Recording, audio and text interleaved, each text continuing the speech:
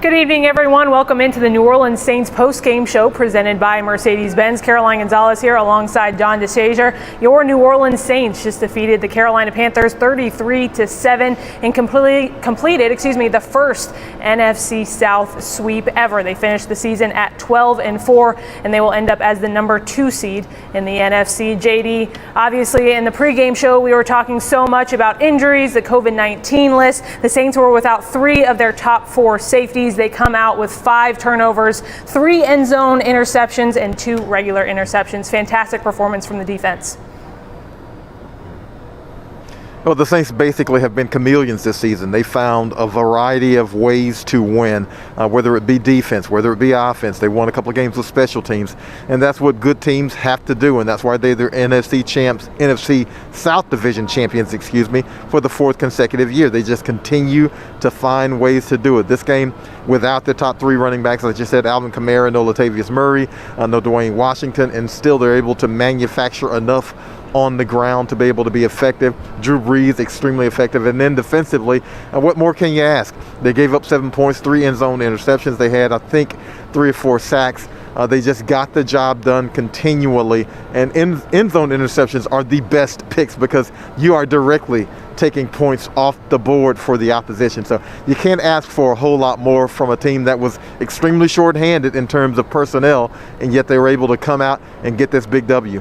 We are awaiting head coach Sean Payton at the podium, followed by several Saints players, so be sure to stick around for that. JD, you mentioned it, the Saints running back room, nearly all of them going on the COVID-19 list. You had to elevate a few players from the practice roster, but if you look at these stats and you looked at just New Orleans, you wouldn't think that any of the players were injured. They finished the game 156 rushing yards, 191 passing yards. Drew BREES, 22 of 32 in today's game. You know, Ty Montgomery has been an effective running back in the NFL. Now, he hadn't been one for the Saints for the majority of this season. He's been injured. When he came back, they finally were trying to work him in at receiver because that's been also a depleted position. But, you know, he shows in this game that he's fully capable of handling some running back duties. Do you want him running 25 times a game? Of course not, but you don't want that from Alvin Kamara either. And you're able to get him on a big run, a 44-yarder, I believe, in the first half. And so he has a very productive game. I mean, the Saints just figure out how to be effective, whatever it takes to win that game on that day. They've been able to do it 12 times this season, and it really has been pretty fascinating to watch. You talk about them being chameleons, and they just, week after week, it seems like they prove their depth. Jared Cook with that touchdown in the first quarter. You mentioned Ty Montgomery stepping up, Marquez Callaway, Emmanuel Sanders. How much did you love the money sign when he finally got that 8th catch? Well, that's a man who obviously was keeping track of his money, right? And I don't blame him. Broke people can tell you exactly how many dollars they got in their pocket right now. I can tell you I got $34.22. But most people, when you're getting a $500,000 bonus, you let everybody know. And then it was really, really fun to see Austin Carr also get a touchdown. And the way these guys celebrated for Austin Carr and the way they celebrated for Grant Haley really kind of uplifts you to see how they, really just kind of absorb these guys and wrap their arms around them and make them feel like they're vital contributors to the team. Someone that they had to wrap their arms around early in the season was Marquez Callaway, the undrafted rookie for the Saints, and he's proved to be a gem for them this year. Yeah, for my money, he's been the Saints' best productive rookie, undrafted, but he's been able to play and produce at receiver. We've seen him play and produce in the return game. We've seen him play and produce on special teams with a couple of fumble recoveries. He just continues to show that the moment is not too big for him. At no point has he looked like he was just overwhelmed and didn't look like he belonged. I think he had one bad day in training camp. And, us media types, we were over there joking, saying, you know what, this might be the day that Marquez Callaway got himself cut. Well, Marquez Callaway stuck on this team because the Saints saw him. They believed in what he's able to do. And look, he looks like he is ready for the moment. It doesn't look like any down or situation that's too big for him. And you love to see his positive spirit throughout the week and player availability. What about Taysom Hill, JD? We weren't sure how the Saints were going to use him today. What were your thoughts on how Sean Payton used Taysom? Well, he just used him as a point to try to manufacture the run game. basically put him back there, and most of the time when Taysom's back there at quarterback, he's going to run it anyway, but even more so today, he did go back there with the intent to take a shot play. He was dropped back to throw it. Carolina played it well. He tucks it, he runs for a first down, so he did have the intent to throw one, but for the most part, you figured in this game, being depleted at running back, they probably would use him running the ball a little bit more. Now, it helped that Ty Montgomery was so effective, and you didn't have to use Taysom Hill quite as much as maybe they might have otherwise, but he was what he's been this entire season, an effective runner. He's a bruising runner. When he gets, around the corner and he's running downhill, if people want to try to arm tackle him, that's not going to be effective. And Taysom Hill, when he's backing up Drew Brees as opposed to the starter, he's not running out of bounds. He's not going to slide. He's going to try to run over somebody, which he probably will do. He scores his touchdown. And basically when he scored his touchdown on that play, Carolina's defense almost looked like it just was saying, no mas, we don't want to try to tackle this guy because he walked in untouched. Before we take a deeper look at the defense as we await Sean Payton at the podium, the Saints came into this game without CJ GJ, who has proven to be a huge asset to this defense. No Marcus Williams, no DJ Swearinger. With the players who step up, how much do you take away from this defensive performance with so many guys kind of having to sub in and build on that next man up mentality? Well, what it does is it improves the quality of your depth. Now these guys like Grant Haley, Ken Crawley comes in and he's able to get a pick.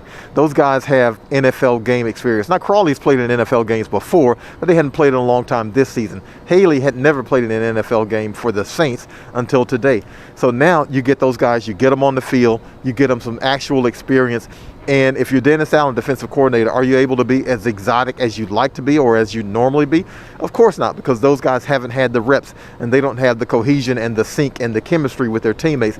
But to get them out there, to get their feet wet, to allow them to be able to make some plays is huge on their behalf, because now if you need them in the future for whatever reason, say you have some injuries in the secondary or whatever else happens, those guys have some experience, some positive experience that they can lean on and say, look, I belong here, I'm capable, and I'm ready. Looking at the second line of defense again, the Saints were without linebacker Quan Alexander, who ruptured his Achilles in that Christmas Day game. What were your thoughts on how Alex Anzalone and Zach Bond, the rookie, subbed in? I thought they held up well. You look at the total yardage, and I'm not exactly sure what the Saints gave up, but it had to be around 200 yards, and that's pretty phenomenal for a defensive team. I don't care if it's Carolina in the last game of the season, and I don't care who it is. It's pretty phenomenal to be able to do that against an NFL team. We know Alex Anzalone can play. He's been a starter in this defense for several years. But for injury, he probably would have better statistics, and certainly, he's been an effective player. Zach Bond is learning the system. He's getting his feet wet, and we saw him make a play early in this game in pass defense. So I think having both of those guys, especially Anzalone, who has played a lot of snaps for the Saints defensively, are either one of them Quan Alexander? Well, neither one of them is Quan Alexander, but both of them can be effective in this, and Dennis Allen knows that. Let's go back to the offense, JD. You look at Drew Brees, and I saw a lot of the beat writers talking about it looked like Drew Brees was in rhythm. He was finally finding that flow, and he's doing it without most of his receivers and basically all of the running back room. Was that just an example of Drew Brees stepping up in an area where he needed to show leadership? Yeah, he knew he needed to be efficient, and he was. I mean, the way the Saints were going to win this game probably best was to not turn it over on offense, and he didn't. We saw a couple of his patented back shoulder throws. Emmanuel Sanders dropped one, but we saw him just drop one in for Marquez Callaway, and that's the Drew Brees that we're accustomed to seeing. That's the effective Drew Brees.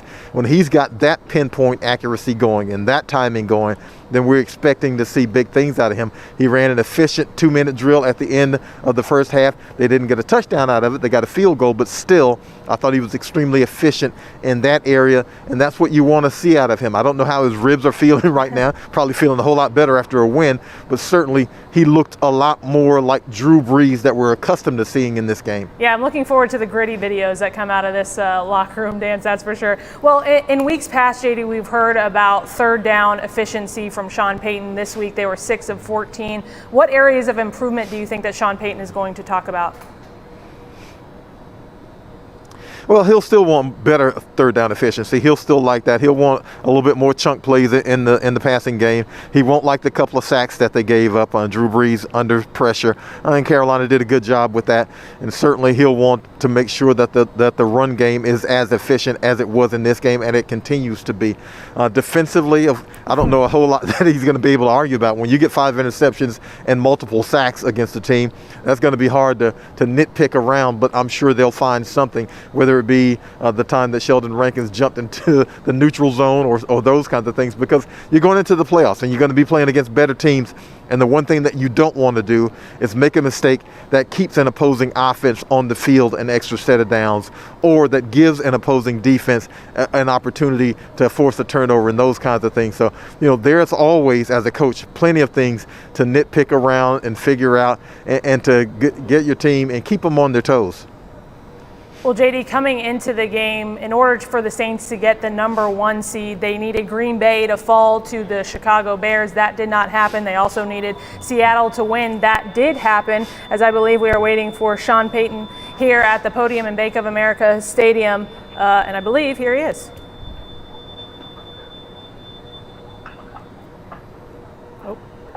Excuse me, that was not Sean Payton at the podium. We are still sticking with us here on the Mercedes-Benz Postgame Show. Oh, here he is. Surprise. Okay. We got you, Coach. Go ahead, you guys. Right before this game, with players going on the COVID-19 list, how has the team addressed this to prevent an outbreak before the playoffs? Yeah, look, what's more important right now is how we played tonight. There's league protocols that we're following each step of the way. And I was proud of how we played tonight. A lot of guys had to step into some positions they hadn't played, and that was a good team win. But how concerned are you that with a long season, some of the players are possibly getting lax about protocols? I'm not going to talk about COVID tonight. I'm going to talk about the game that we played. I was proud of these guys. Kind of go from there. Hey, Sean, considering the timing of all this, how challenging was this week, just, preparing for it as far as game plan? Well, look, there are a lot of moving parts. It's happened to other teams. I was real proud of how some guys stepped up. Ty was, been working receiver really for the last 3 weeks. He came over. He's played running back before. Tony, we elevated from the practice squad. We had a number of moving parts on defense because of injury and COVID, and it was impressive to see those guys perform tonight. So you actually ran for more yards in this game than your average on the season without your primary runners. What did you see as the reasons that you're able to have so much success running the ball today? Look, I think we're playing well up front. We're blocking the perimeter well. That's part of what we want to be able to do. Obviously there's an element that begins to allow you to control games a little bit more. I didn't know. Look, there's one element relative to the running game, but I think one of the bigger challenges on a short week or in this scenario is your protections. And Carolina's a team that's got a lot of exotic looks. They give you a lot of different third down looks. So that becomes a little bit more of a point of emphasis. And look, Ty was fantastic tonight. I mean, he played exceptionally well. I'm proud of him. I'm proud of a number of the other younger guys that stepped in. Sean, how big of a luxury is it when you're in this? Hold on 1 second.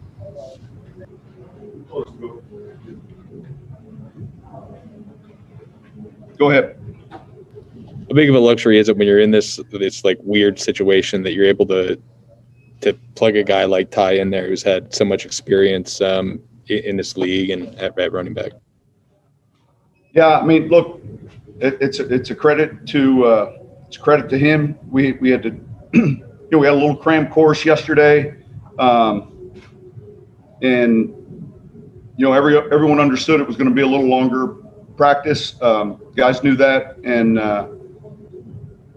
his versatility is unique, and that's something we were very fortunate to have today. Sean, was Ty in the receiver room all season, or has he been in both throughout the year? Well, he started training camp in the running back room, then eventually, we moved him to the receiver room with some injuries that we had. So he'd been predominantly with the receiving room, after training camp. And then, a day or two ago, we switched him back. Sean, 5 interceptions defensively, and you stopped the Panthers on some down situations. Just your overall impressions of the defense today and kind of the job they did. Yeah, listen, we dropped 3. That was anytime you turn the ball over like that or take it away like that, you're gonna win a lot of games. So, again, that we won all those key statistics that you always hear us talk about that really tend to gravitate to winning and losing, and we were able to do that. Sean, in situations like today, how aware are you of the other games that are going on? Like, are you aware at all of that stuff? Yeah, I mean, obviously, the game you're paying attention to is Green Bay, Chicago. You're not paying attention to it. In second half, at some point, the scores are rotating on the scoreboard. So periodically, with a lead, you look at it. That's about it. Coach, I know you always talk about how much the postseason is like a natural drug and how much you enjoy it and making another run at it. Just your general thoughts about indeed trying to make another run at it with this group. Yeah, we're excited. We're excited to have that opportunity. We always know it's going to be competitive in each of the rounds. It's, with 7 teams this year, there'll be a lot of good football games next weekend. And, again, we feel like we're fortunate enough to be in the tournament. And that's all when you start the season, you start with winning your division and then the best seed you can possibly get. And we kind of go from there. Sean, do you guys start working on the Bears like on the way back from this one? Does the process after the game change at all? Will you still do the same? No, the process, the only thing you wait on right now, Saturday or Sunday, of course, and then you set your schedule up accordingly. And, it's not unusual that you play a team already that you might play in the playoffs. Sometimes it's a divisional team, sometimes maybe someone in another division, but that'll begin right away.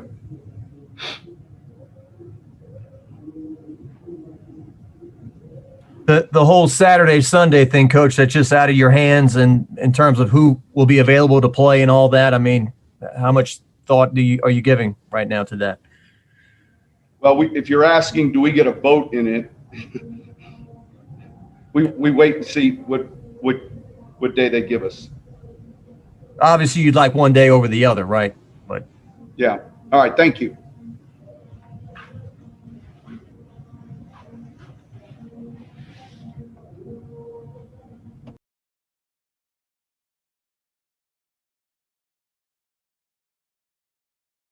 We will have some player interviews for you next. That was head coach Sean Payton. As we were talking about right before he came up, JD, the Saints secure the number 2 seed. They will host the Bears here in the Mercedes-Benz Superdome. And obviously, Sean Payton has a preference on what day he plays, Saturday or Sunday. Yeah, Sunday obviously would give them a better opportunity to have Alvin Kamara and the rest of the gang available. But look, there's no control to be had over that. The NFL is going to do what the NFL does in terms of that scheduling. The most the Saints can do is be ready to play when the whistle blows and when the clock starts. It doesn't matter whether it's Saturday or Sunday. They know that they're going to have to play a formidable opponent in the Chicago Bears that they went to overtime to beat in Chicago. And so these teams have some familiarity with one another. This will be the 3rd time they've played in the last couple of seasons. So let's see if the Saints can take advantage of it, finally playing Chicago in New Orleans. Yeah, and they won't have to deal about the weather going to Chicago. They'll play inside the dome. JD, you mentioned Alvin Kamara possibly having them back. Can you walk us through those COVID protocols to where you understand them? Who comes back when? Who comes off the reserve list that was just kind of on the reserve list because of the contact tracing, things like that? Yeah, the contact tracers get to come back earlier. I think they have to have 3 negative tests consecutively, and then they should be back in the mix. With Kamara, who tested positive for coronavirus, it'll take him 10 days, and he's obviously got to test JD, negative during that period. Real quick, and the 10th Trey of those here at the podium. Okay. All right, let's get questions in the chat for Trey Hendrickson. First one's from Amy Just. Hey, Trey. welcome back. How did it feel to you to get back out there and especially have a sack on that first drive? Well, winning's the best feeling, and that's what I missed last week, being with the guys and, blood, sweat, and tears out there. It's really special to get wins, especially on Sundays. But, it was just great to be back out there with the guys. Were you at the game last week, or did you have to watch from home? Yeah, I wanted to be on the sidelines and do my part, as in, if I could pick something up from an offensive tackle or a tight end alignment, I was going to do that for the guys. Next one's from Nick Underhill.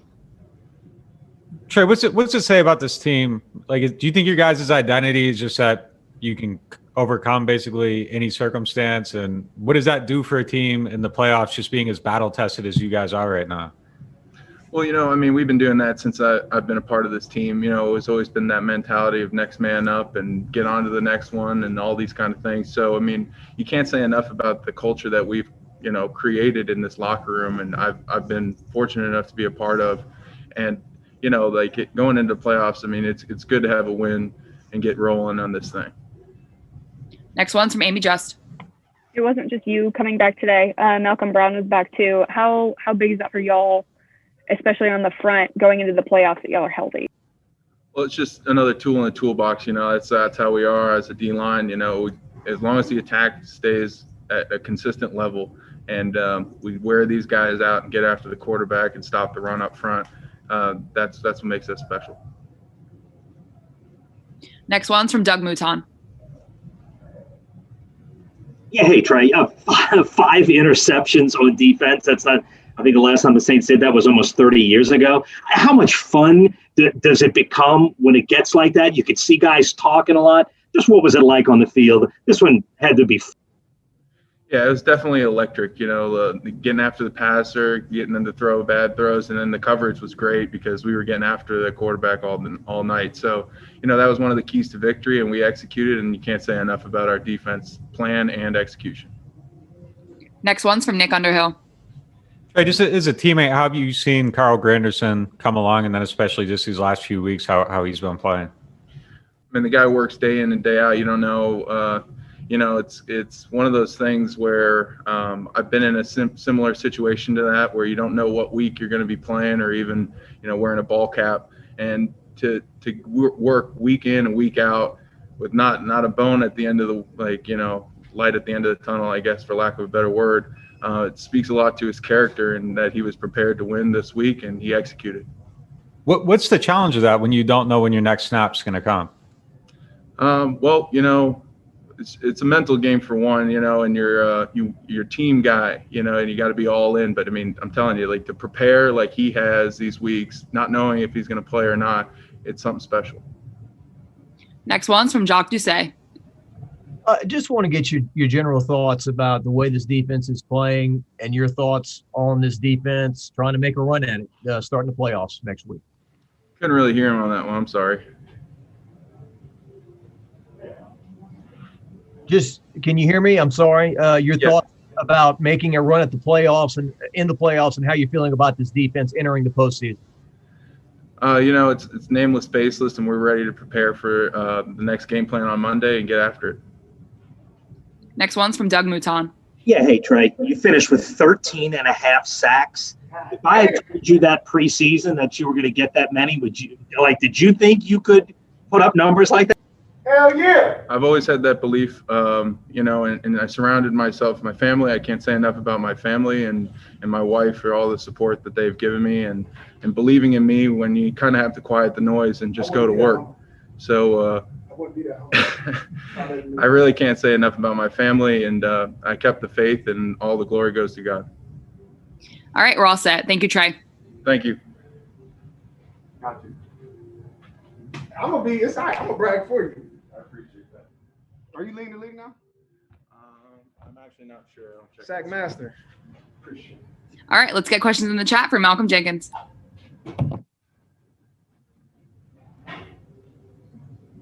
First one's from Amy Just. Well, you said you want to brag on him. So how good was it having Trey back this week? 13 and a half sacks in total for the regular season, and having the defensive front anyway healthy. Yeah, I mean, anytime we got TREY on the field, we're a better defense. He's been super, super productive this year. You know, I don't know if he's leading or if he's in the second spot of sacks, but you know that means a lot to our defense as far as production. So happy to have him back out there. Happy he's still making plays. I'm gonna brag on him because he should have been in the Pro Bowl. Should have got all the accolades that come with, you know, the amount of production he's had this year. But a lot of guys contributed today. Next one's from Doug Mouton. From 5 interceptions as a team, is there a point when it sort of feeds off itself, when sort of everybody wants to get one?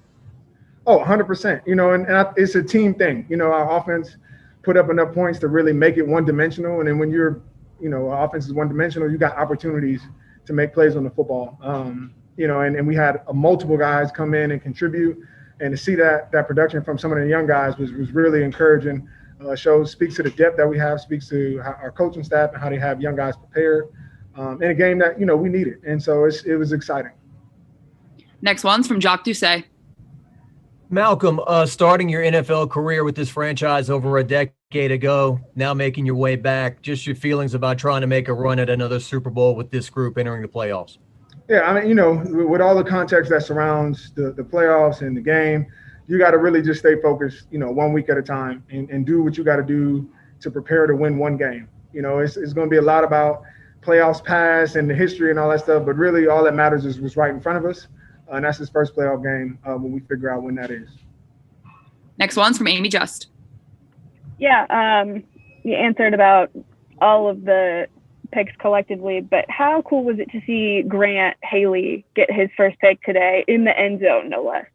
Man, it was huge. You know, we said it going into the game. We wanted it to see, you know, these young players come out and play with confidence and play and make plays because they prepare hard, you know, all year. They're on the scout teams. They're giving us a look, and now there's an opportunity for them to play in a game that counts and that matters, that we need as a team. And you know, to see Grant go out there and make a play with his little amount of, you know, experiences he's had out there with this group was fun. And then to see so many other guys contribute in special teams, on defense, on offense, it was a fun win for us as a team.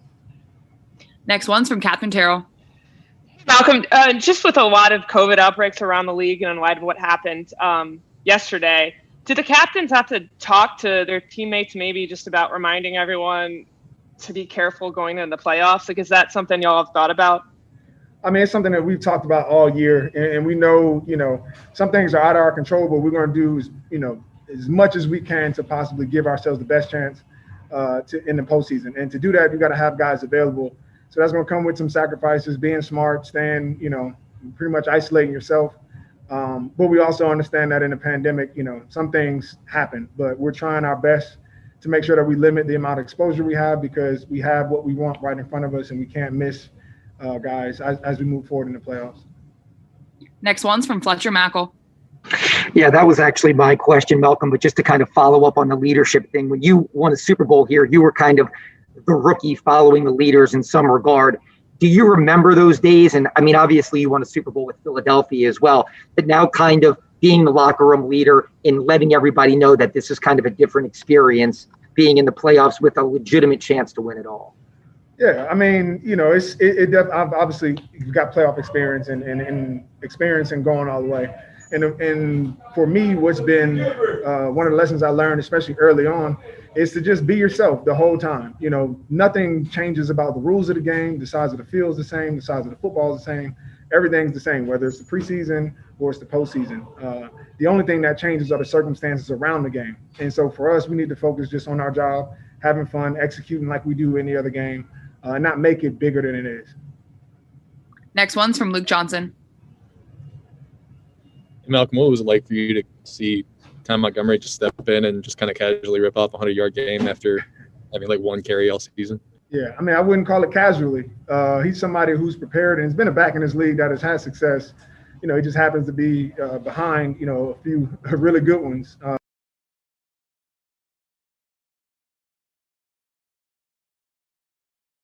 And really carry that load.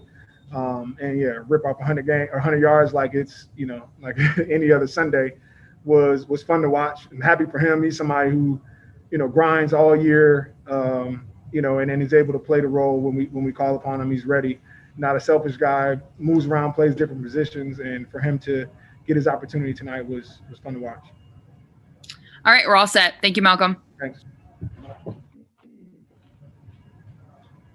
Daniel, we ready?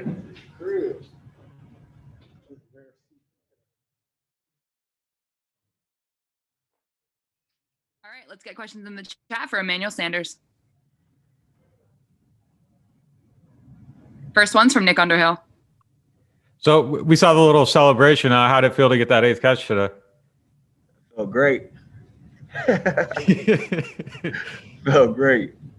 Is that what a $500,000 dance looks like? Yeah, I guess. It felt good. But I think the best part is just winning as a team, right? We were able to get the win. And, obviously we were pulling for Chicago. They didn't get it, so we got the number 2 seed. And we're heading into the playoffs. I'm looking forward to it. I know that the intensity is going to be turned up more. The speed's going to be faster.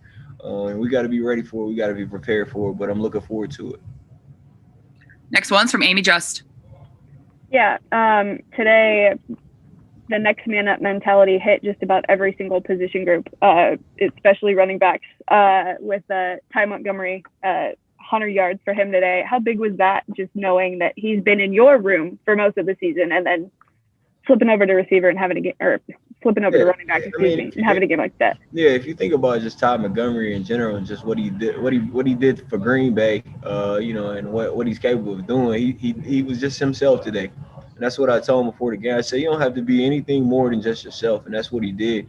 He came out, he prepared all week for a receiver at the F position. Then, obviously the COVID situation hit and he had to play running back. And, when I found out we had Ty Montgomery on this team, I knew it was a great pickup because he provides so much depth at so many different positions. And so, I was rooting for him to get that 100-yard game in the 4th, and he ended up getting it. I was extremely happy for him. Next one's from Luke Johnson. Emmanuel, kind of speaking on that, Coach Payton kind of vaguely referenced spending a little extra time in practice, getting those guys ready. Was the whole offense part of that, or how would you just describe like the kind of day leading up to this? Yeah, I mean, welcome to, I would say 2020, but we're in 21 now, but welcome to COVID football, right? You got to be prepared for anything. And, it's crazy because, Sean Payton was telling us even prior to the season, he said it can hit at any moment and be prepared for anything. And we all kind of know that. And so there's no shock with this anymore. It's like, all right, this happened. All right, we got a next man up mentality. And I know that, that's what everybody says, but it's true. That's the mindset. And, I was just happy for the guys who got an opportunity to showcase the talent today, and they made the most of it. Next one's from Jacques Doucet. Emmanuel, can you just speak to this team's ability to win games in different ways, different quarterbacks, Alvin out, Mike Thomas out, and throughout the year, here you are, 12-4 going into the playoffs? Yeah, I think that's a credit to Sean Payton. He's one of the best coaches I've ever played for, and I've enjoyed just being around his energy, being around his intellect. When you go in the game and knowing he's the coach, he's calling the plays and he's setting it up. It makes you feel good as a player, it makes you feel good as a receiver, and it's just a credit to him. To me, Coach of the Year, obviously, it's been a lot of good coaches, but just seeing the day-to-day grind and how he's handled this whole COVID and handled, Drew being out and Alvin being out and Mike being out, and really all of his big-time players, and showcasing the will and the poise to say, you know what, this is how we're going to handle this. This is how we're not going to go into panic mode. And so it's a big credit to him. Next one's from Nick Underhill. Just speaking to that, do you feel like you guys have formed your identity off of that adversity? And what can that do for a team once you get into the playoffs? Truthfully, I don't really even know our identity. I think that we just go into games and say, hey, look, we're going to try this, we're going to try that. And if it works, then that's what we're going to go with. We got Alvin Kamara. Once he gets back, we got him at running back. We got some running backs. We got a great O-line. We got a quarterback in Drew BREES, a legendary quarterback in my eyes. And I just feel like we can be multi-dimensional, but at the same time, we got to go out and execute, and we got to, whatever Sean calls, we got to execute at a high level in order for us to make this run. Next one's from Chris Hagan. Emmanuel, we've heard a couple of guys talk about just how important it is to get some momentum with a win going into the playoffs, but for you and Drew, how important was it to really looked like you guys were in sync and get back on the same page and make some big catches going into, even bigger games. Yeah, it felt good. It felt good. Obviously, it's 2 plays I wish I could have back to slant and then the back shoulder that he threw to me. But, I had 8 catches, 9 catches a day, and it felt good. It felt good to catch passes and for Drew to believe in me and obviously keep feeding me, trying to, give me the 8 catches to get that incentive. It felt good to be out there. Last one's for Mike Triplett. Emmanuel, you've been on a lot of Super Bowl teams, obviously, but is it rare to be around this veteran Saints team that is pretty openly talked about being Super Bowl or bust all the way back to the summer and not shying away from that goal? I've been on a team like that in 15. It was Super Bowl bust. But truthfully, we don't even pay attention to it. We just take it in one game at a time. Obviously the end goal for everybody is to win the Super Bowl, but at the same time, we can't get there and just skip the whole process of it. So it's a process, and it starts with Chicago next week. We're all set. Thanks, Emmanuel. All right, thank you.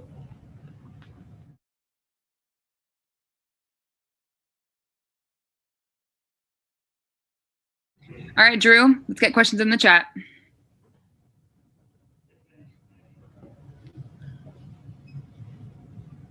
First one's from Jamarcus Fitzpatrick.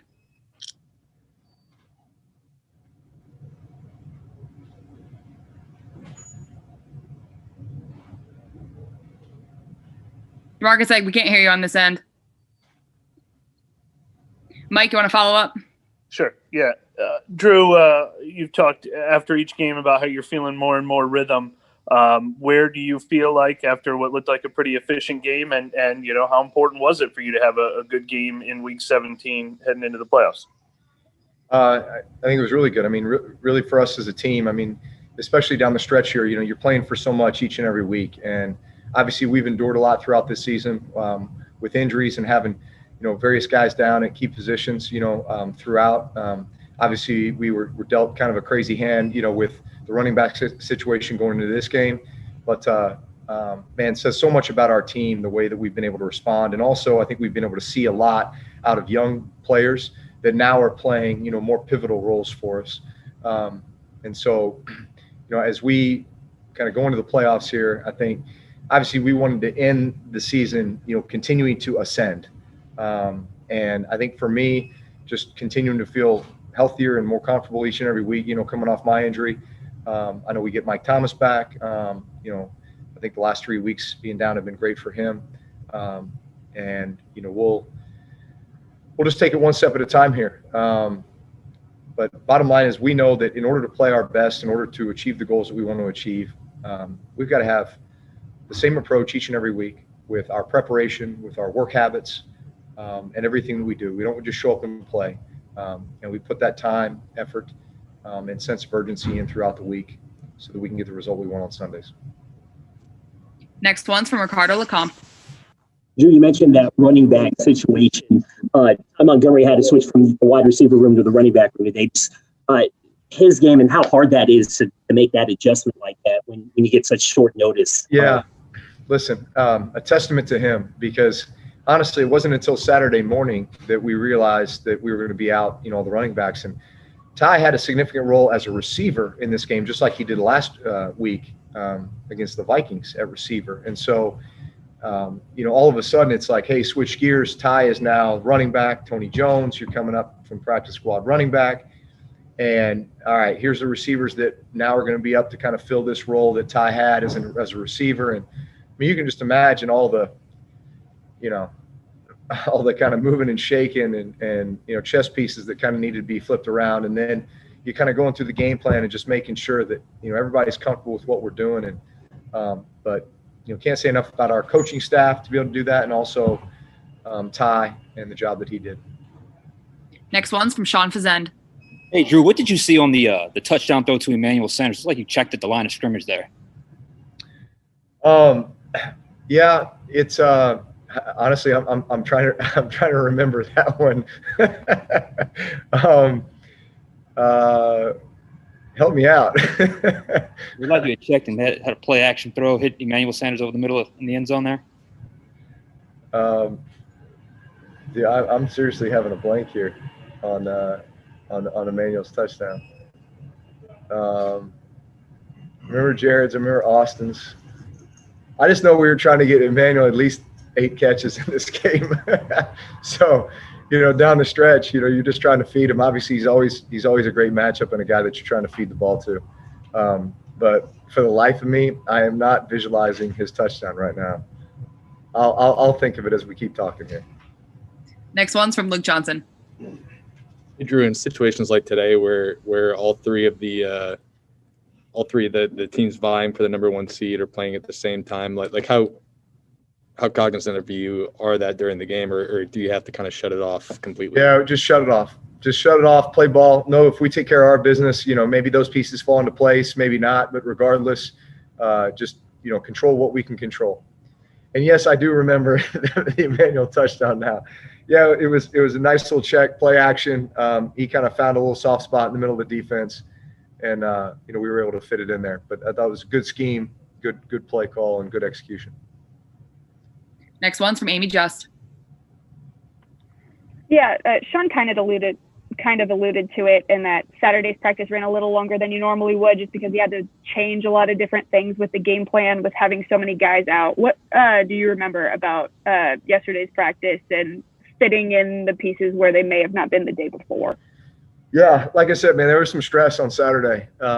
Just from the moment that we got in the building and realized that, we're down all our running backs and fullback. And I mean, just, think of, all of a sudden those, just making sure that, all right, we're shifting the roster around a little bit. And then now these are the roles that these guys, I mean, a lot of times when you game plan throughout the week, you're game planning for the guys that are going to be in there. So all of a sudden guys are out, we had game planned some stuff for Ty at receiver. All of a sudden he is now in the backfield. So it had ramifications, in a couple different areas, fullback, running back, slot receiver. So, but then again, I mean, listen, this is why you practice so much, right? From training camp to preseason, which we didn't have this year, to the regular season and additional reps after practice and all the stuff that you do in the event that something like this happens. You try to be prepared for it. Next one's from Jacques Doucet. Drew, Emmanuel kind of gave his vote for Sean Payton for NFL Coach of the Year in terms of how he's been able to manage all these different situations, different quarterbacks, people being out. I know you've been a tandem here for 15 years, but I just kind of speak to the job he's done this year to get you guys to 12-4 right now. Listen, phenomenal job. He's always been such a great leader with his team, with the staff. I mean, really in the whole building, and obviously we were in this COVID season where there were just so many unknowns. It felt like rules and protocols were changing weekly, with the number of, then compile that with the number of injuries and various situations that we kind of found ourselves in this year, and the roster having to shift. And, I was down for a few games. Jameis comes in, plays great. Taysom comes in, plays great. You're building the game plan around those guys. And, defensively, having starting corners down at times and other guys coming up, I felt like DA did a great job on the defensive side of the ball, and that, all the guys there and the entire staff. So I think Sean would be the first one to tell you that, man, it's about the culture that we've created here, and it's about the staff, and it's about the way the guys care about one another. But he's certainly done a tremendous job. We're all set. Thanks, Drew. I guess. Thanks.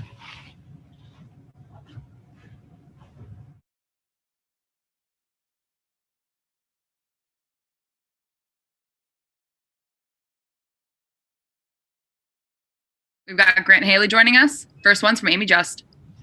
Yeah, kind of a wild week for you.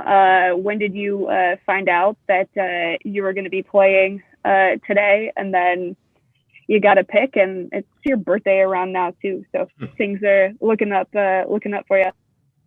Yeah, it's obviously, first and foremost, just got to thank God. Obviously, it's a blessing to just get an opportunity to play. I'm very thankful for the coaching staff for allowing me to go out there and battle with these guys. But I kind of found out I was playing, kind of early in the week with some of the things that were going on, and then just the adjustments that were made. And we had something happened go down on Saturday. So then it just, was next man up mentality. And, that's kind of how I've always, looked at my football careers. Whenever, somebody's down, is next man up mentality. That's always been something that I hold deep in my heart. Next one's from Nick Underhill. Can you just walk us through your interception, what you saw, what happened? Yeah, so essentially, the defense we play, I just did my job. I saw the read, number 2 went in, and I just punched off, and, it felt like the ball was in the air for a very long time, but I'm just glad I came down and, it was in my hands. Go ahead, Amy. Yeah. With obviously that pick stands out, but other than that, how did you feel that you played today? You played a lot in the slot, if I recall correctly. Yeah, so I think, getting back out there, first half, I would obviously love to have plays back, but I think, the guys, I can't speak volumes about the character they have and, how they came in and just in the locker room or on the sideline, just building back my spirits, come out and, have a stronger second half. And so that's what, stood out to me, is just going out there and, they had my back, and it felt good going out there and battling in them and being able to contribute to the win. We're all set. Thanks, Grant. Thank you.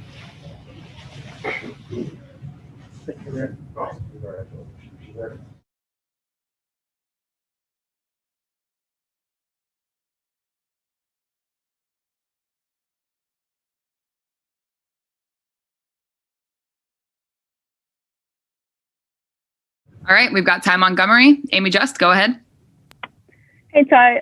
Congrats on the great game today. I guess take us through like the past 28, 29 hours or so when you found out that you were going to be starting at running back today.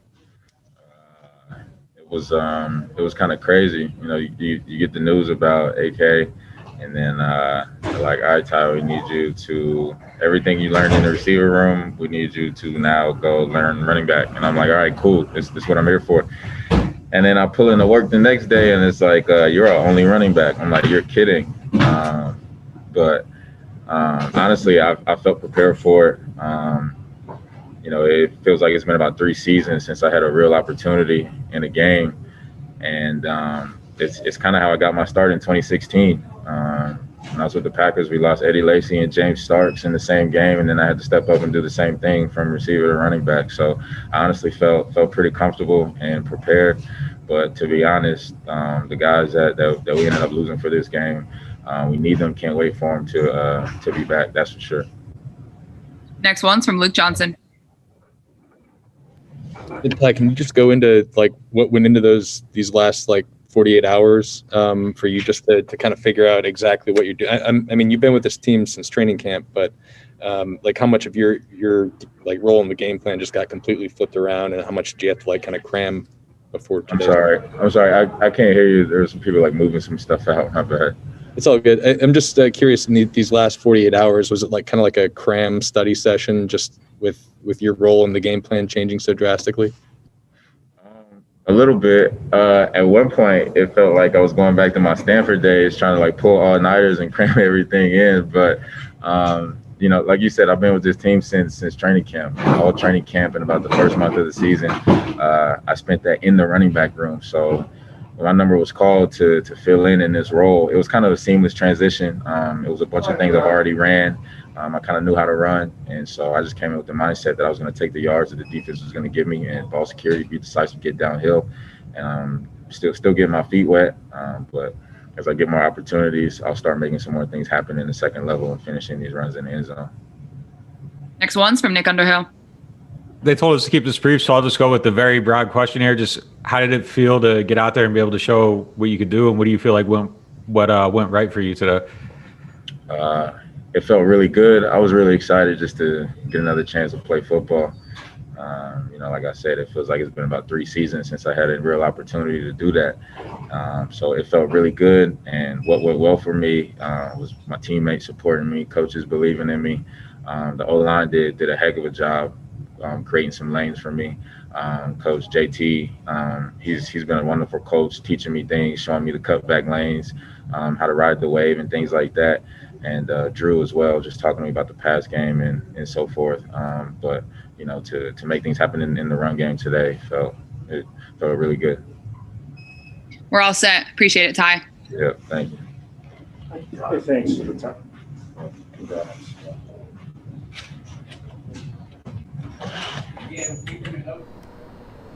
All right, that was Ty Montgomery, who obviously had to fill some shoes for the Saints today. JD, I want to get your thoughts that you were finishing before we went to those press conferences on the protocol that we will await this week for that running back room. Yeah, Alvin Kamara probably would be eligible to come back. He'd have to be out 10 days. And Sunday, if that's when the Saints play, he'd be eligible to play on that day. No practice, but he'd be eligible to play. And I don't think he needs a whole lot of reps in practice. The rest of the running backs should be good to go after a 3-day period. I think they have to test negative 3 consecutive days, and then they should be back. They were basically in the protocol because of contact tracing being around Kamara, but they obviously didn't have any symptoms. So they just need to test negative, and they should be back on the field for practice next week, or this week, excuse me. So we'll see how that goes with the Saints. They should, hopefully, at worst, have everyone available except Kamara if things don't go well for Kamara. Okay, well, we will be patiently awaiting all of that news. You can download the Saints app, turn on those notifications. We will keep you updated with everything you need to know throughout the week.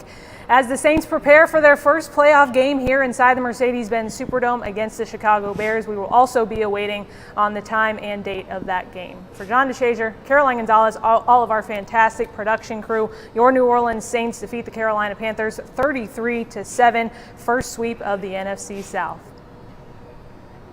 Motion Montgomery out this time. BREES down the seam. End zone shot for the touchdown to Jared Cook. Bridgewater. End zone shot, and it's intercepted. Malcolm Jenkins with the pick. And he's looking for an alley. Chased by Samuel and forced out of bounds near midfield. Again. Here he is as a whole, and he's got the first down and plenty more. Ty Montgomery brought down by Boston. Down in BREES, fake, throw, and it is caught for the touchdown by Sanders. BREES down the sideline, and Marquez Callaway holds. Bridgewater, end zone, underthrown ball, and Grant Haley is there for his first career pick in his New Orleans debut. 3rd and 4 for Walker. Stepping up, going behind Samuel, and it's taken away by Marshawn Lattimore. For another design run, behind the block of Andrus Peat, and in for another rushing touchdown. It's on 3rd down. Just got the play off. Walker drilled as he throws, and it's intercepted. This time it's P.J. Williams with his first interception of the season. Big to Montgomery. Down the seam, and it is caught by Austin Carr for the touchdown. Walker, deep shot. Looking for more, and it's intercepted. Get a short completion here. Give yourself a chance on 3rd down. Just got the play off. Walker drilled as he throws, and it's intercepted. Walker, deep shot. Looking for more, and it's intercepted. Taken away by Ken Crawley.